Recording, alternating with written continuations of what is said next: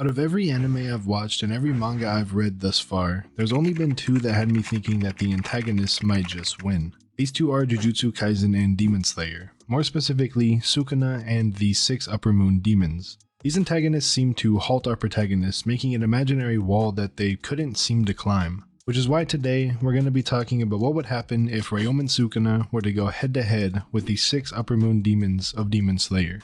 These characters are pretty comparable when you look at others' reactions to just their mere presence or even the thought of them in Sukuna's case. In JJK, Uryu, a sorcerer from the golden age of Jujutsu, was shaken up at just the thought of Sukuna, even going as far as to compare him to a calamity, which is essentially just calling him a disaster, a sudden event that causes immense damage, a being who transcended sorcery itself. And in Demon Slayer we had Kokushibu, whose presence was enough to halt Muichiro in his tracks, making him unknowingly freeze in fear. Keep in mind Muichiro up to this point is the only Hashira who has taken on and beaten an Upper Moon all on his own, which is something that hasn't been accomplished in hundreds of years. Other demons such as Akaza would also stack up to this, as during his fight with Tanjiro and Giyu he evolved into a completely different being. Even Kokushibu said that this path would lead him to attain further heights. Akaza even had Doma, who completely hated Akaza, say that he became a completely different creature. So what would happen if we stack up these absolute forces of nature against each other? This is why Sukuna versus the Upper Moons isn't even close.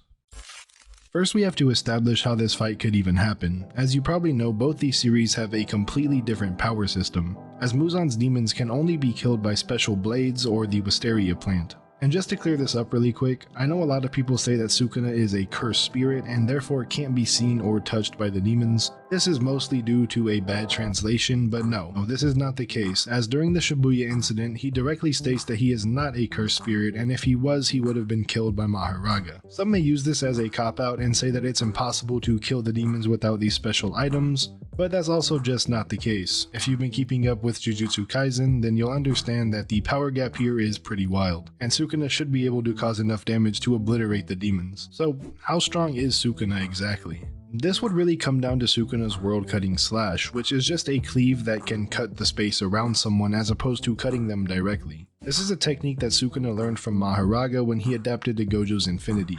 This ability can pretty much cut through anything that is in a 3-dimensional space. That might sound a bit confusing, but let me explain. So imagine a 3D cube with heights and lengths that all connect, forming what we know as our universe. And what Sukuna did was find a way to cut through the actual fabric of our universe, and as a byproduct, cut through whatever was inside that fabric of our universe. So even if you have an infinite space like Gojo, or an immunity to normal attacks like the demons in Demon Slayer, you can still get cut.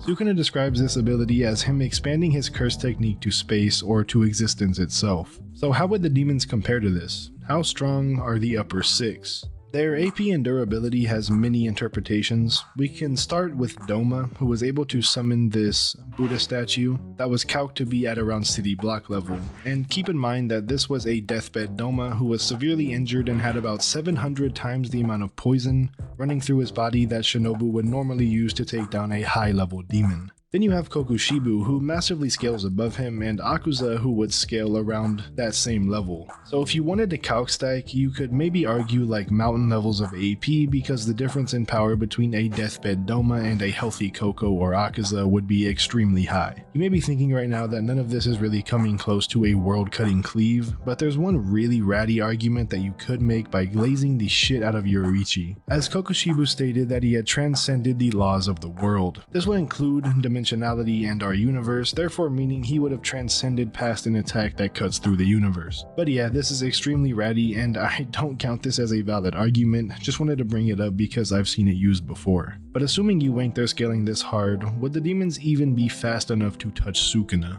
If you want to lowball them, you can argue the speed of sound, as Upper Moon 4 had an ability capable of launching sound waves and thunderbolts, and if you really want to wank them, you can argue that Koko is massively faster than, say, Mitsuri, who was dodging these thunderbolts. You would also have to say that Koko would be faster than the constant speed of the thunderbolts, and in that case he would be around 0.004% the speed of light, putting him and any demons around that level at about supersonic plus. But if you want to say he's faster than the flash of the thunderbolts, that would make him around light speed.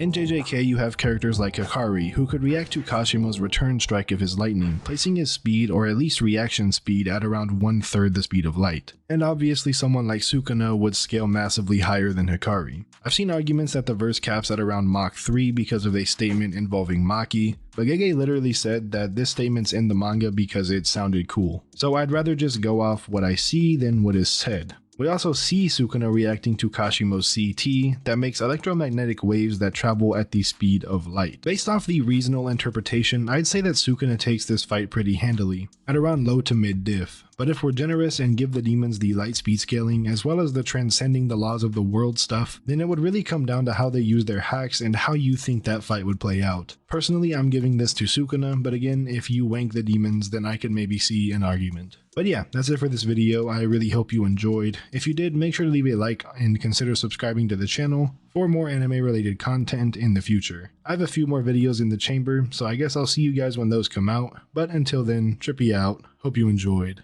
Peace.